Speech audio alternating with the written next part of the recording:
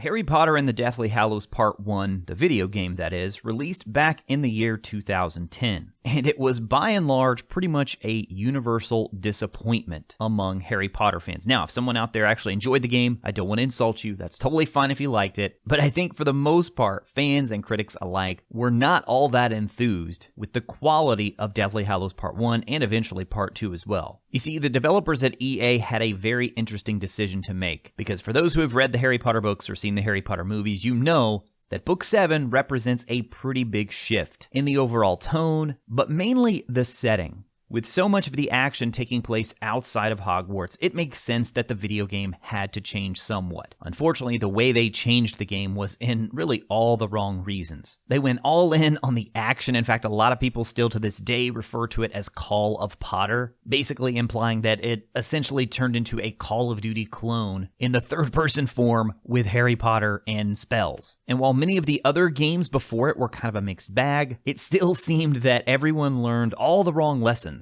So how is it that a video game series that started all the way back in 2001, with a movie tie-in game on the PC that really wasn't bad for its time in Harry Potter and the Sorcerer's Stone, or Philosopher's Stone depending on where you live. In fact, if you look at the complete history of Harry Potter video games, they tell a very interesting story. There's been some good, there's been some bad, and there's been a lot of in-between. So what can Hogwarts Legacy learn? What can Hogwarts Legacy take from these titles that will actually make it end up being a better game? Now, some of this is going to be good, and some of this is going to be bad, like pointing back to these games and saying, no, don't do this. And so I think one of the first and most important things is a lesson right there from Harry Potter and the Deathly Hallows. Don't try and be something you're not. With the Deathly Hallows video game, they essentially took what was an adventure title and made it into a shooter title instead, which I don't care about the change in setting. You absolutely cannot do that. The series has always been about the adventure, the story, the lore. And so essentially taking all of that and turning it into nothing more than a shooter was definitely a bad move. Now, the good news here is we already know that Hogwarts Legacy is not doing this. Now, what we don't know, though, is what the balance is like. We've seen combat, and I know that some people seem excited about it. Some people aren't so excited about it based on what we've seen so far.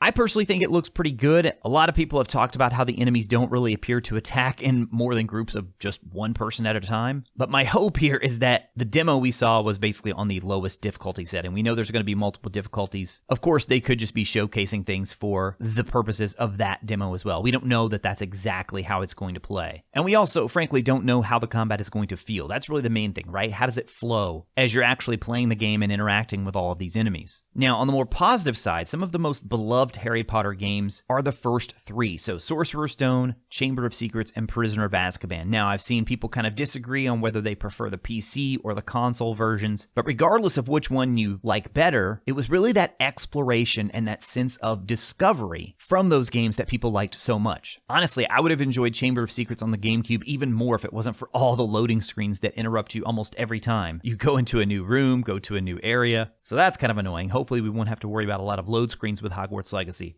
So I really hope that Hogwarts Legacy goes all in on that sense of exploration. Now, they're saying the right things. In the developer behind the scenes that aired at the end of the State of Play, they absolutely seemed like they get it. And that is one thing that I really took from that State of Play more than anything else, is that I do feel like the developers and the people working on this game truly get what has made for a good Harry Potter game in some cases of the previous games, and also what hasn't made for such a great game. They really seem to get that Hogwarts is sort of the central hub for everything. Hogwarts, they have to nail that experience for it all to be worthwhile, right? So embrace that lore of Hogwarts, embrace the secret passages, embrace the 4 Hogwarts common rooms and the houses, which again, from what we've seen so far, it totally seems like they are embracing these things. And specifically when it comes to the lore, I think there's a very interesting balance here, because when I was watching the movies originally as a kid, I was so disappointed when they made any little change. And over time, I started to understand some of those changes. And still to this day, there are some changes that drive me crazy anytime I see the movies on TV. And this is just going to always be the case with any sort of beloved property. They have to strike a very careful balance here of embracing the lore, embracing some things that are established in canon,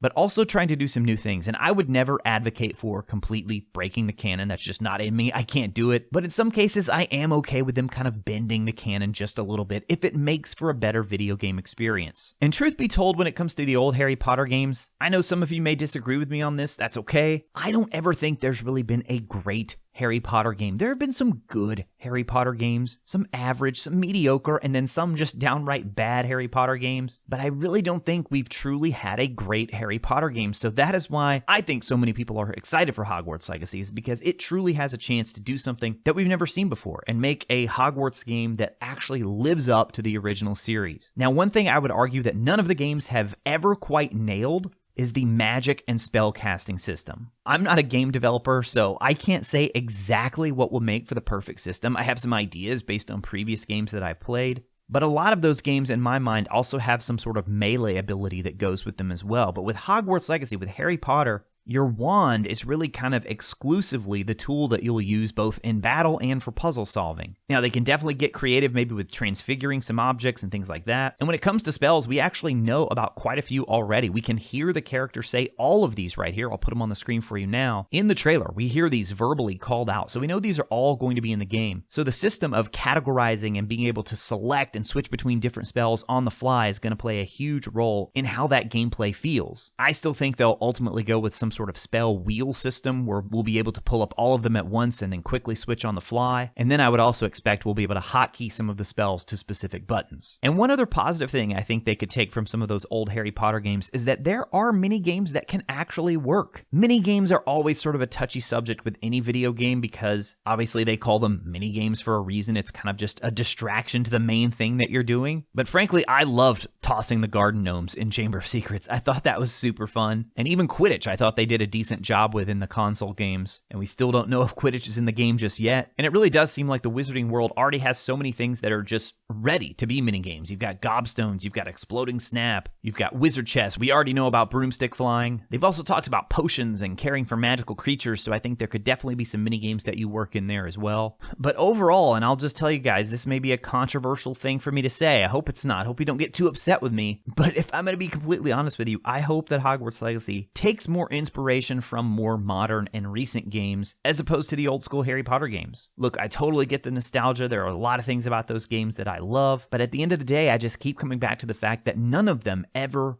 truly captured what I feel a Harry Potter game could ultimately be. And I think Hogwarts Legacy has an excellent chance to do just that. Okay, one thing they can absolutely take from the old games though, the music, right? How about the music? The music was so good, especially in the earlier Harry Potter video games. That is one area I think we can all agree that the original games just did a phenomenal job with. And when it comes to the lore, we actually know quite a bit already about how Hogwarts Legacy will be handling the original canon. You can check out the video on the right side of your screen now if you're curious about that. As always, thank you all so much for watching.